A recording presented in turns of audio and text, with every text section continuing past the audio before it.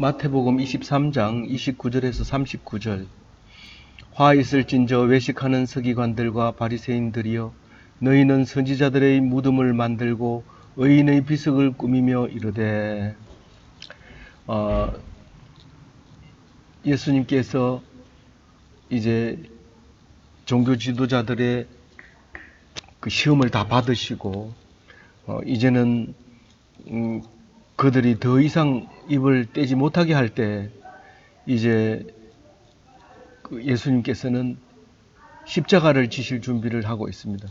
그 중에서 오늘 28절까지 말씀하신 것은 너희들은 회칠한 무덤이다. 겉으로는 번지르르하게 그런 것 같이 보여지지만 속은 썩었고 쓸모 참으로 죄악 덩거리였다. 그렇게 얘기했는데 오늘 무덤에 대해서 또 다시 한번 이야기합니다.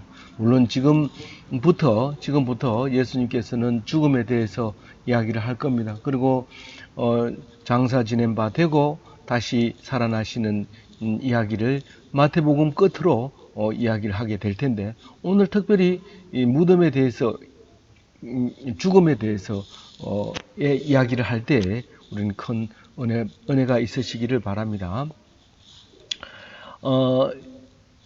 외식하는 사람, 속과 겉이 다른 사람을 이야기하고 있죠. 서기관들과 바리새인들, 말씀을 맡은 사람들입니다. 정치 지도자는 여기에 해당되지도 않습니다. 오직 성경 말씀을 가지고 하나님 나라에 들어가는 길을 가로막고 서 있는 서기관들과 바리새인들의 이야기를 보고, 바리새인들을 보고 화 있을 진저 외식하는 자들아, 그렇게 얘기를 합니다. 그러면서 그 사람들이 하는 행위를 이제 얘기합니다. 무덤을 만들고 비석을 꾸미고 말합니다. 이건 정치하는 사람들도 마찬가지입니다. 사람들에게 교훈을 주기 위해서 비석을 만들고 꾸미고, 이처럼 훌륭한 사람이 없다, 너희들은 이와 같은 사람이 되라 라고 얘기하지만, 그러나 그것을 비석을 꾸미는 사람, 그리고 그 비석 앞에 서서 그 비석을 빗대어서 말하고 있는 이 사람들의 속은 그 비석과는 전혀 별개로 반대로 작용하고 있습니다. 다시 말해서 억울하게 죽은 선지자의 무덤을 비석으로 새기면서 그 선지자를 닮아가지는 않고 너희들은 닮아가라, 그렇게 강요하고 있는 것이죠. 그러므로 말미암아 외식하는 자라고 얘기를 하고 있습니다. 우리는 이와 같은 사람, 이 사람들하고 똑같습니다. 전혀 다르지 않습니다. 다르지 않다고 28절에 얘기를 하죠. 너희들이 똑같은 사람들이다. 그러면서 마지막에 받을 멸망이 크다, 벌이 크다, 그렇게입니다. 차라리 말씀을 모른다고 하면 모르려니와, 이 말씀을 안다고 하면서 행위는 전혀 다르고 딴 사람을 위해서 딴 사람에게만 적용하려고 하는 그 못된 것이 있습니다. 저도 어렸을 때가 아니라 신앙적으로 어렸을 때, 목사는 가난해야 되고 목사는 없으면 굶어야 되고, 그러지 너무 먹는 거에 밝혀도 안 되고 너무 사례비에 밝혀도 안 되고, 남들은 없어 굶고 있는데 자기는 놀러 가고, 이렇게 하는 목사를 보면서 무척 안타까워하기도 하고, 본인은 그렇게 하는 것이 틀렸다고 생각을 할 때가 많이 있었습니다.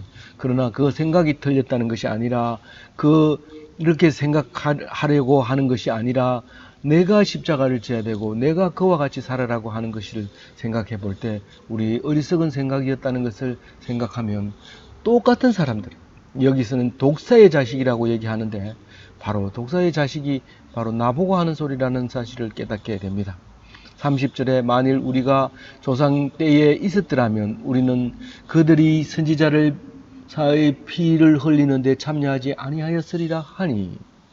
비석을 새겨놓고 네 똑같이 그 선지자들을 죽이는 짓을 하는 거 아니냐라고 생각이 들기도 하고, 남들이 나를 그렇게 생각하기도 합니다. 그러나 자기는 나는 절대로 그렇게 선지자를 죽이는 일에 동참하지는 않을 것이다. 지금 있어도 마찬가지일 것이다. 그렇게 얘기하는데, 예수님은 지금 이 말 속에서 무엇을 얘기하고 싶은 거냐 하면, 너희들은 나쁜 조상을 닮은 후손이다. 조상을 닮은 너희들은 그 일보다 더 나을 수 없다. 그러면서 말씀하고 있는 겁니다. 그러니까 너희들이 하는 그 말은 꼭 너희 선조들을 닮았다. 그렇게 얘기합니다. 안 죽인다고 합니다. 그러면서 결국 죽이는 겁니다. 예수님이 미리 얘기하고 있는 것이죠. 미리 얘기하고 있는 겁니다. 이제 너희들이 나를 죽일 것이다. 선지자를 죽일 것이다. 그렇게 얘기합니다. 31절에 그러면 너희가 선지자를 죽인 자의 자손임을 스스로 증명함이로다. 말을 그렇게 하면 자신이 그렇게 증명이 되는 거예요. 그래서 우리는 오직 말씀만 가지고 yes, no 해야 되지, 우리는 절대 안 그런다. 우리는 절대로 안 그런다. 어리석지 않다. 그렇게 말하는 것은 똑같다는 말입니다. 우리는 이런 것을 참 자주 봅니다. 말씀을 가지고 은혜 받아서 그 집은 왜 그럴까요? 왜 그렇게 돈에 집착할까요? 왜 자식들은 돈에 집착할까요? 이렇게 말하지만 내 스스로가 그렇게 집착하고 있다는 것을 증명하고 있는 것이죠. 그래서 32절에 예수님이 강하게 밀어붙입니다. 너희가 너희 조상의 분량을 채우라. 무슨 말이냐 하면 조상이 지은 죄까지도 너희들이 다 짊어져라. 그럼 죄값을 치러라 이 말이에요. 왜냐하면 너희가 죄가 없다 하기 때문에, 똑같은 사람이 되풀었기 때문에 지금 받을 죄값을 네가 다 짊어져. 조상이 잘못한 것까지 다 져야 된다. 조상 때문에 네가 생겼기 때문에 조상이 받아야 될 벌을 네가 다 받아야 된다. 그 얘기가 32절 말씀입니다. 그러면서 못 알아들으니까요, 이 얘기는 보통 성경에 잘 나와서는 안 됩니다. 뱀들아, 독사의 새끼들아, 너희가 어떻게 지옥 판결을 피하겠느냐? 피해갈 수 없는 판결을 받는다. 죄를 고백하지 않으면, 회개하지 않으면 결코 그 죄의 심판을 벗어날 수 없다. 그 죄를 회개하고 자복하고 하나님 용서를 구할 때 예수님께서 십자가에 돌아가신 그 피로 말미암아 깨끗하게 되고 흰 눈과 같이 되는 것이지, 나는 조상과 같이 않을 것이다, 이렇게 말하는 것 자체가 똑같다는 말을 하고 있는 겁니다. 이 말을 언제 해요? 이 독사의 자식들아, 누가 너희들을 보고 지옥의 판결을 피하라 했느냐, 이 말을 하죠. 요한복음 3장 7절에 요한이 많은 바리새인들과 사두개인들이 세례 베푸는 대로 오는 것을 보고 이르되, 독사의 자식들아, 누가 너희를 가르쳐 임박한 진노를 피하라 하더냐. 이 임박한 진로, 곧 이제 심판이 올 텐데 너희들이 세례 받고 그것을 피하게 되면 요한이 볼 때 참 억울한 거예요. 왜 억울하냐면 그렇게 회개 안 하다가 자기가 세례 준다 하니까 모여들어서 그 벌을 피하려고 했다는 거죠. 그러니까 이거를 어떻게 하면 내버려 둬야 돼요. 요나가 니느웨에 가가지고 복음을 선포할 때 사람들이 계속해서 듣지 말아야 돼요. 듣지 말아야 속이 시원한데 그걸 듣고 회개가 일어나는 거예요.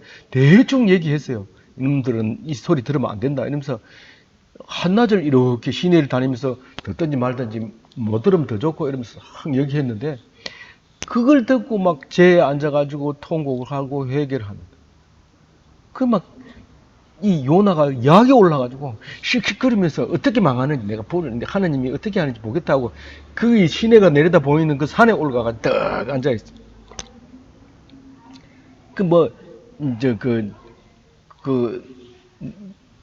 그늘나무 밑에 떡 앉아가지고 보고 있는데, 그 이튿날에도 보려고 떡 앉아있는데 이게 그늘이 없어져 버린 거예요. 그 보니까 벌레가 파먹었어요. 화가 나가지고 막 씩씩거리면서, 니는 어떻게 그늘 하나를 내가 벌레 먹게 해가지고 그랬는데 왜 그것 때문에 니 화를 내느냐? 저기 아무것도 모르고 있는 하나님 백성이 얼마나 많은지 모른다. 요나의 생각이 우리 생각이죠. 아주 어리석은 그런 하나님이 사랑하는 사람들이 있다는 사실을 아는데, 우리는 이 요한의 말처럼 독사의 자식들아, 너희들은 심판을 피해가지 말고 심판 받아라. 근데 돌아서면 약이 오르는 거예요. 하나님도 계속해서 회개하지 않으면 내버려 둡니다. 심판받게 되는 거죠. 34절에 그러므로 내가 너희에게 선지자들과 지혜 있는 자들과 서기관들을 보내매 너희가 그 중에 들어는 죽이거나 십자가에 못 박고 그 중에 들어는 너희 회당에서 채찍질하고 이 동네에서 저 동네로 따라다니며 받게 하리라. 여기를 서기관 보고 야단치지만 또 다른 서기관을 보냈다는 거예요. 이 서기관은 말씀을 가지고 있는 사람을 서기관이라 하는데 지금 현재 너희들은 다른 서기관, 진짜 말을 가지고 있는 서기관들을 죽인다는 거죠. 그게 예수님이잖아요. 말씀을 가지고 있으면 이분 하나님이 어디 갔다가 니한테는 얘기하고 나한테는 얘기 안 하냐? 나는 그런 소리 들은 적 없다. 나도 선지자다. 그러면서 죽이는 거죠.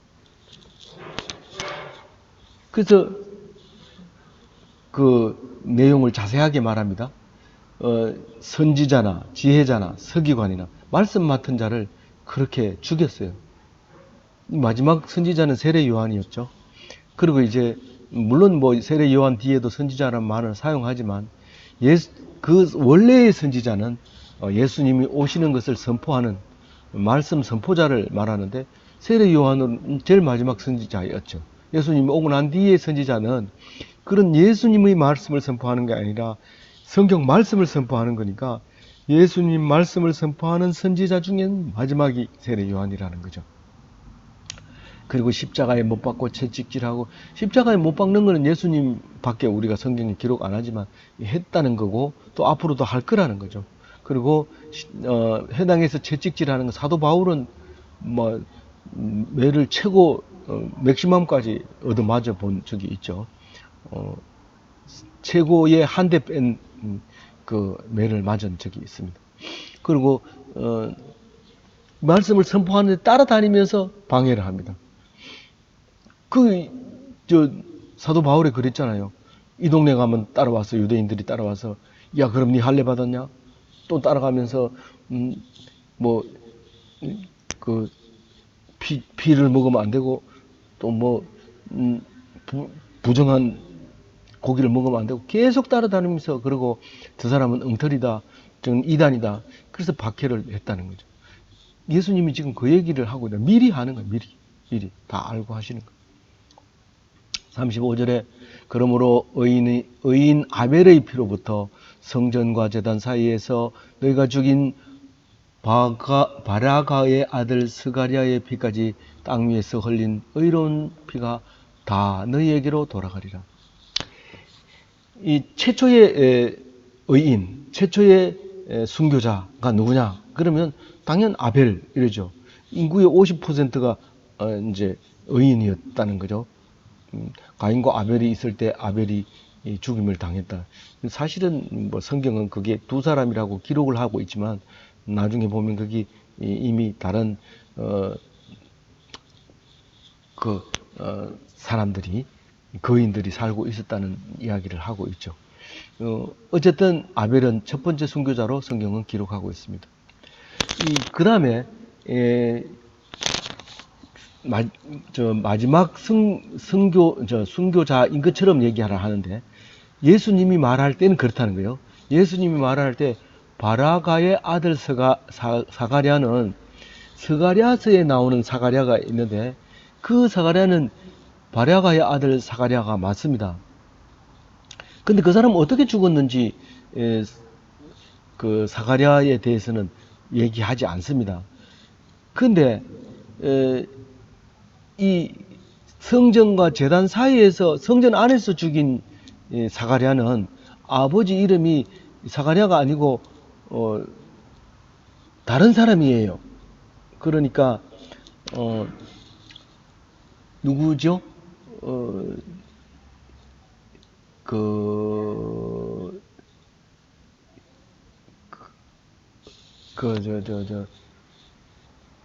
여호사밧인가요? 여호야다인가요? 거기 그 할머니가 손자를 죽일 때 손자 하나를 훔쳐가지고 이제 키워가지고 다시 유다 왕국을 이어가게 하는 그 왕, 그래서 왕으로 등극을 시켰던 제사장, 그 왕의 고모부가 그 아들이 스가랴였어요. 그래서 그 스가랴를 성전에서 죽이죠. 그래서 이 한 가지 말 가지고 두 가지를 합니다. 1피 3타 이런 말이 있죠. 하나를 던져가지고 세 개를 건지는 거죠. 그러면 이게 이제 이 말, 바랴가의 아들 사가랴라고 말함으로써 두 사람의 사가랴를 말할 수 있습니다. 진짜 바랴가의 아들 사가랴라고 생각할 수도 있고 성전과 제단 사이에 죽은 사가랴를 생각할 수도 있습니다. 이 성경은 복합적으로 말씀을 하고 있습니다. 똑부러지게 얘기하면 그것은 교과서고 국정교과서고 그런데 조금 다르게 얘기하면 좀 편향된 교과서고 또 다른 의미의 교과서고 이렇게 되는 거죠. 근데 이거는 교과서가 아니라 성경이니까 다양한 복합적인 말로 우리는 성경을 표현하는데 우리가 늘 하듯이 성경의 역할은 모르는 걸 가르쳐 주는 게 아닙니다. 이미 한번 읽었던 거고 다 들었던 거고 설교 들었던 거고 이야기한 거고 다 아는 건데 성경을 읽음으로써 생각나게 하는 거죠. 성경의 역할은 뭐냐? 생각나게 하는 거다. 설교의 역할은 뭐냐? 생각나게 하는 거다. 찬송의 역할은 뭐냐? 생각나게 하는 거다. 기도의 역할은 뭐냐? 생각나게 하는 거다. 뭐를 생각하는데? 성경 말씀을 말씀이 말씀을 생각나게 하고 말씀이 말씀 속에 살게 하시고 말씀이 서로 협력하여 하나님의 의를 이루는 그런 역할을 하기 때문에 우리는 옳고 그르느냐가 아니라 이것이 옳은 말씀을 생각나게 하느냐 교훈의 말씀이냐 그거에 집중적으로 해야 됩니다. 만약에 그렇지 않고 초신자들은 이게 완벽한 문장과 완벽한 스토리로 되어 있는 줄 아는데 하다 보면 중간에 끊어져서 다시는 얘기 안 하고 이렇게 하는 일들이 있기 때문에 매우 적응하기가 힘든데 그 힘듦에도 불구하고 그 모든 것이 하나님이 해 주셨다는 사실을 믿으면 신자가 되는 거고 안 믿으면 불신자가 되는 거고 잘 알죠? 네, 그렇게 되는 것입니다. 36절 내가 진실로 너희에게 이르노니 이것이 다 이 세대에 돌아가리라. 선지자를 죽인 핏값을 다 너희들에게 돌려준다. 그러나 너희들은 다 죽는다 이 말이죠. 다 죽는다. 그러나 내가 너희들을 위해서 죽으니 나를 믿으면 그 핏값은 돌아갔던 핏값도 다 붉은 피를 다 흰눈같이 만들어 주겠다. 그런 말씀을 그 속에 내포하고 있는 것이죠. 그러면서 37, 38, 39 간절한 탄식을 하나님 예수님이 말합니다. 예루살렘아 예루살렘아 아들아 내 아들아 딸아 내 딸아 선지자를 죽이고 네게 파송된 자들을 돌로 치고 암탉이 새끼를 날개 아래 모음같이 내가 모으려고 얼마나 애를 썼는지 몇 번이나 했는지 그러나 너희들은 원하지 않았다. 마당에서 닭과 병아리가 잘 놀다가 수리가 나타나면요 소리 지릅니다. 암탉이. 그럼 병아리 새끼들이 쫙 모여서 암탉 죽지 안에 들어갑니다. 그럼 그 큰 닭은 좀처럼 이게 쳐가지 못해요. 힘이 세기 때문에. 그런데 그게 안 그러면은 이 독수리가 병아리를 탁 낚아채가지고 가죠. 그렇게 해서 이제 죽음을 당하게 되는데 엄마의 마음은 안타까운 거예요. 그거 모았으면 좋겠는데 사람을 보내면 죽여버리고 거부하는 거예요. 그 얘기를 구약 성경 전체를 이야기하고 있는 거예요. 38절에 보라 너희 집이 황폐하여 버려진 바 되리라. 이제 그 집이 버려지는 이야기를 합니다. 그 무슨 말이에요? 집이 뭐예요? 집이 너희들이 불신하게 되면 이렇게 핏값을 받게 되는데 버려진 바 된다는 거예요.